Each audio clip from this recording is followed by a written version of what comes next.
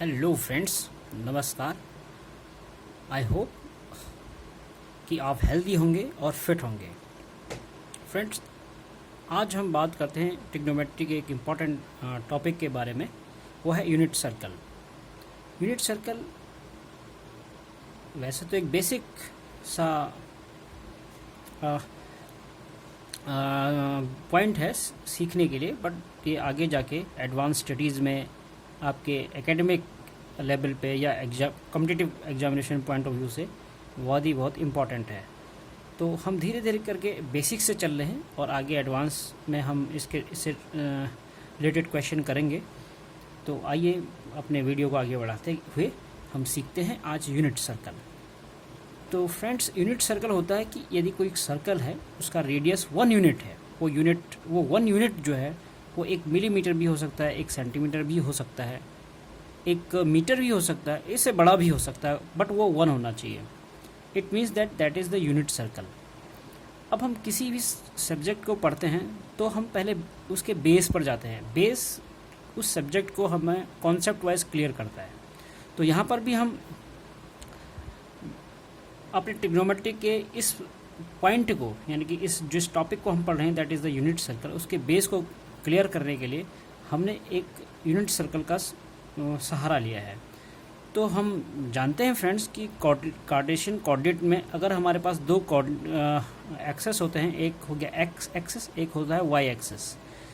इस x axis और Y axis में जो ड्रॉ किए गए हैं किसी ओरिजिन से, अगर इस प्लेन पे, इस एक्स वाई प्लेन पे अगर हमें कोई पॉइंट दिखाना है तो हम उसको लिखते हैं एक्स कॉमा वाई, जहाँ एक्स जो है एक्स एक्सिस पर उस किसी ऑब्जेक्ट द्वारा मूवमेंट को एक्सप्रेस करता है, जबकि वाई पॉइंट जो है वाई एक्सिस के अलोंग किसी ऑब्जेक्ट के मूवमेंट को एक्सप्रेस करता है। सिमिलरली यहाँ पर यूनिट सर्कल में हम देखते हैं कि देखिए आप एक कार्टेशियन कोऑर्डिनेट मैंने बनाया है। इसमें हम ये मानते हैं कि कोई पॉइंट इस सर्कल के अलोंग मूव कर रहा है। मान लीजिए कि एक पॉइंट एन है इस सर्कल पे, और अभी ये जो है ओ एक्स एक्सिस से थीटा एंगल बना रहा है, जबकि ओ एन हमारा एक रेडियस की तरह वर्क कर रहा है और इसका यूनिट है 1। और यहाँ से हमने इस एन से हम एक परपेंडिकुलर ड्रॉ कर देते हैं, that is N M. N M is the projection of this radius. ये इसका प्रोजेक्शन है, और ये जहाँ पर प्रोजेक्शन मीट कर रहा है ओ एक्स पे, एम पॉइंट पे, यहाँ से ओ और एम का जो डिस्टेंस है, जो डिस्प्लेसमेंट है, वो है ए, राइट। अब यहाँ से हमने देखा कि किसी भी पॉइंट को कार्टेशियन कोऑर्डिनेट में एक्स कॉमा वाई से लिखते हैं। ये पॉइंट हमारा एक्स एक्सप्रेस करता है, ये हमारा वाई एक्सप्रेस करता है। अब मैंने ये कहा कि जब ओ एक्स के डायरेक्शन में मूव करेगा कोई ऑब्जेक्ट, तो उसका जो मूवमेंट है हम उसको एक्स से लिखेंगे, और जो वाई में करेगा वो वाई से लिखेंगे। तो यहाँ पर माना कोई ऑब्जेक्ट 0 पे है, यानी कि ओरिजिन पे है, वो along the O X move कर रहा है और वो ए डिस्टेंस चला, तो उसको हमने एक्सप्रेस किया ए से। यहाँ जहाँ आप देख सकते हैं कि एन पॉइंट पे मैंने ए कोमा बी लिखा है, और ए है कि वो एक्स एक्सिस के अलोंग मूव किया है।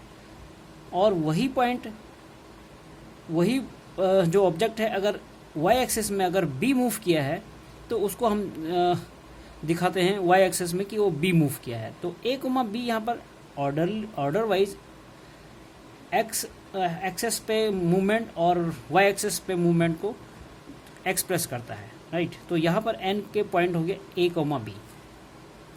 अगर ऐसे मूव करते हुए आगे बढ़ता चला जाएगा तो पॉइंट भी उस तरह से वेरी होंगे। अब इस यूनिट सर्कल को देखिए, अगर ये 1 है तो डेफिनेटली ये भी 1 होगा, राइट। अगर कोई ऑब्जेक्ट सिर्फ ओ से ए तक मूव कर रहा है, इसका मतलब ये हुआ कि वो ओ से ए तक 1 यूनिट मूव कर रहा है, बट वाई में मूव नहीं कर रहा है। अगर वाई में मूव नहीं कर रहा है तो वाई की वैल्यू हो जाएगी 0, और 1, और जो जहाँ पर हम एक्स लिखते हैं वो एक्स हो जाएगा 1। तो X comma Y, X is 1, Y is 0। अब वो मूव करते करते इस एन पॉइंट पे गया, और जहाँ पर एक्स ए है वाई बी है, जो मैं ऑर्डरली आपको बता चुका हूँ कि एक ए कैसे आया, बी कैसे आया। अब वो यहाँ से इस बी पे चला गया।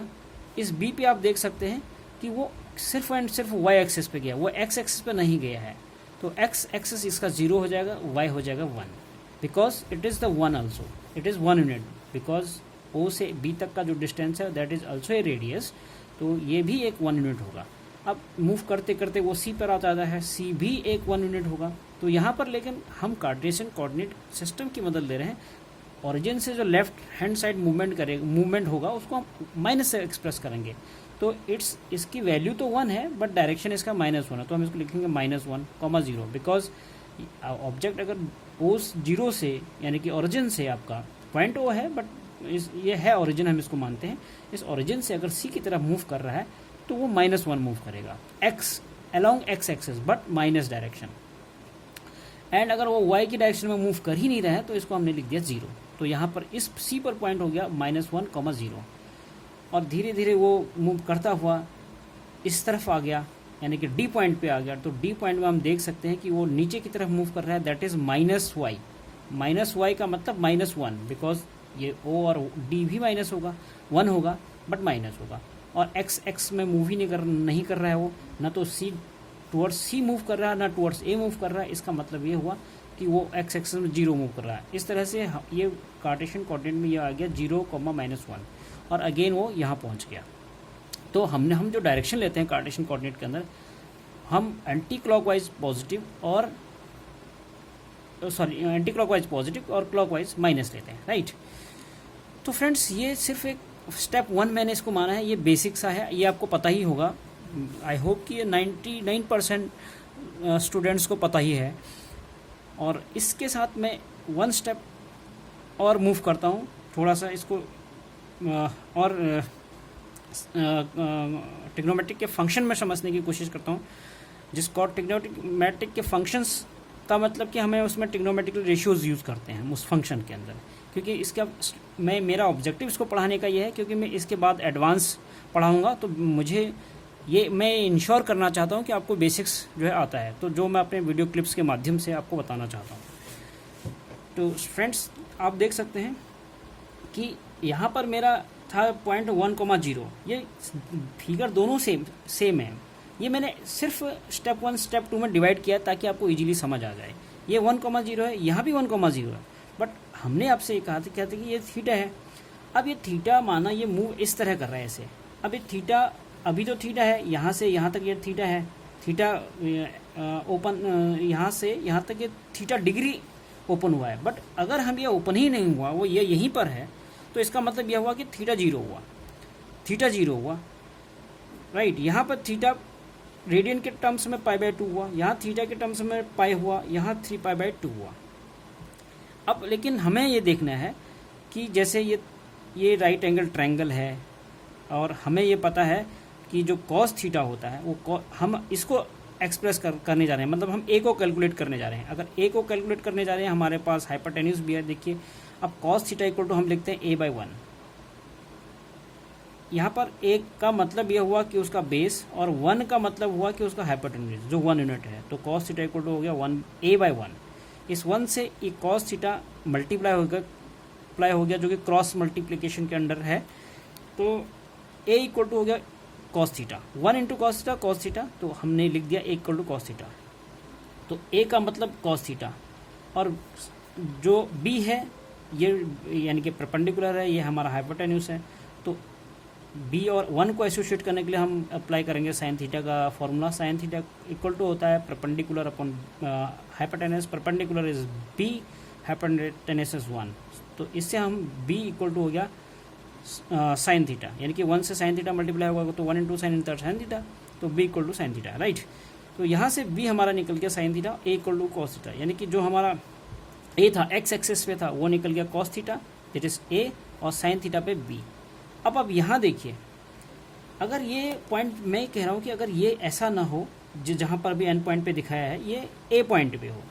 जब ये a पॉइंट पे हो गया तो कॉस थीटा की जगह मैं लिखूँगा 0, और साइन थीटा की भी जगह में लिखूँगा 0।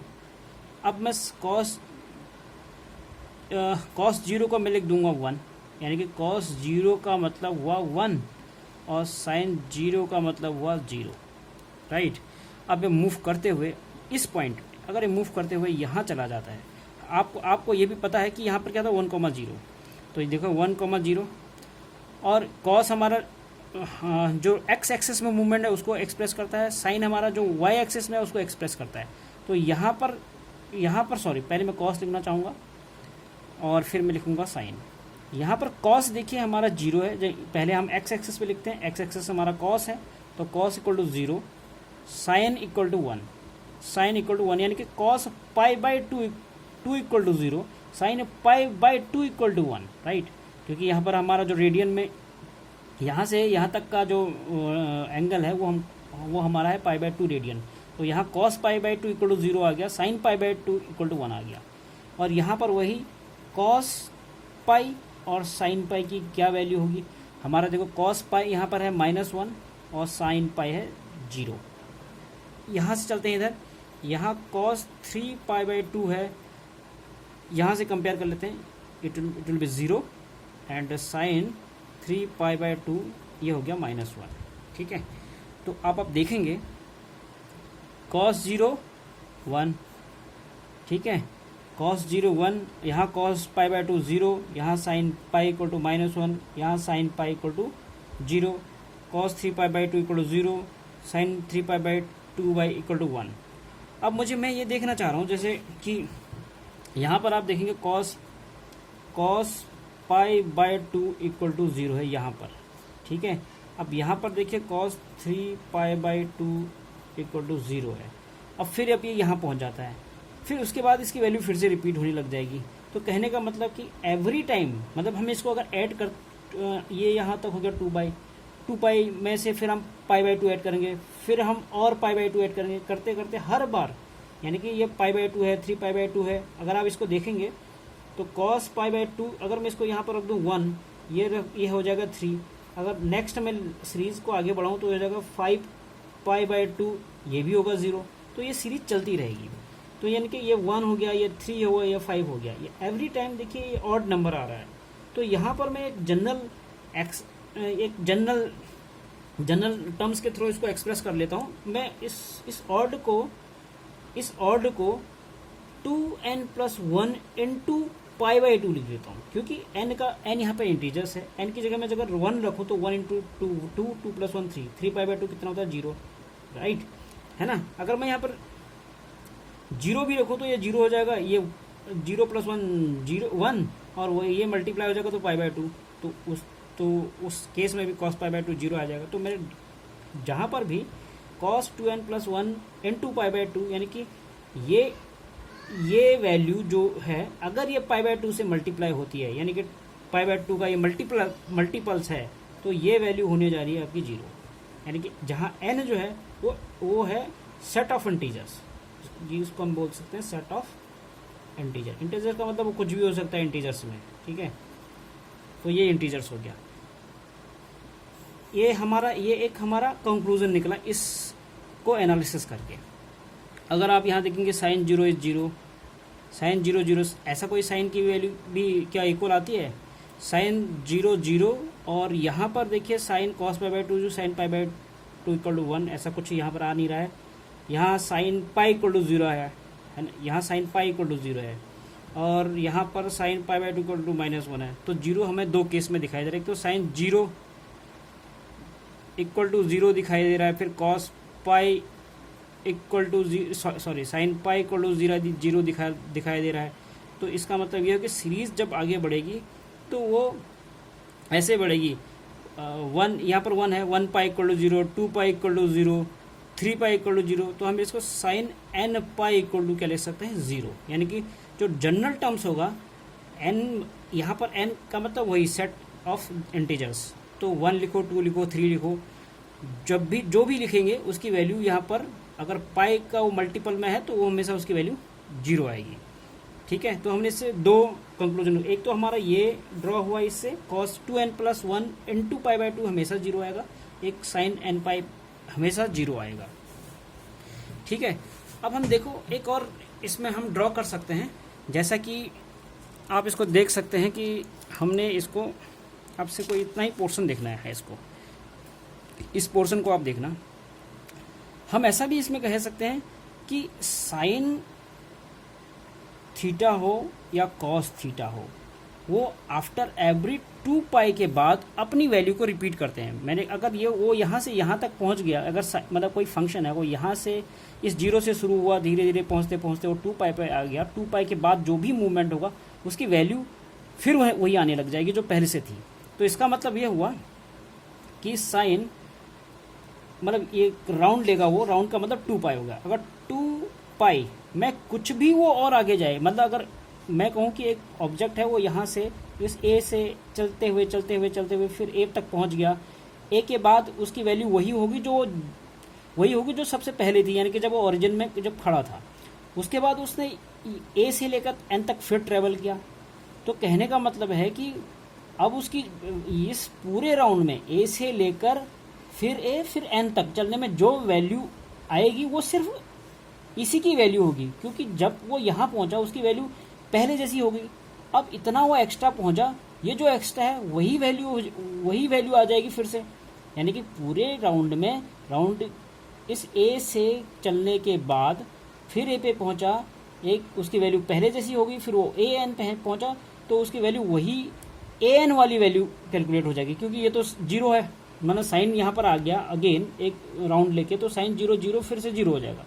अब उसकी वैल्यू जो ये होगी ये काउंट करेंगे हम। कहने का मतलब है कि अगर हम 2 पाई पूरा राउंड ले लिया हमने, उसके बाद हमने एक्स्ट्रा राउंड ले लिया, उसके बाद हमने एक्स्ट्रा डिस्टेंस कवर कर लिया थीटा डिग्री, राइट, तो वैल्यू सिर्फ थीटा डिग्री की ही कैलकुलेट होगी, यानी कि 2 pi plus theta equal to theta.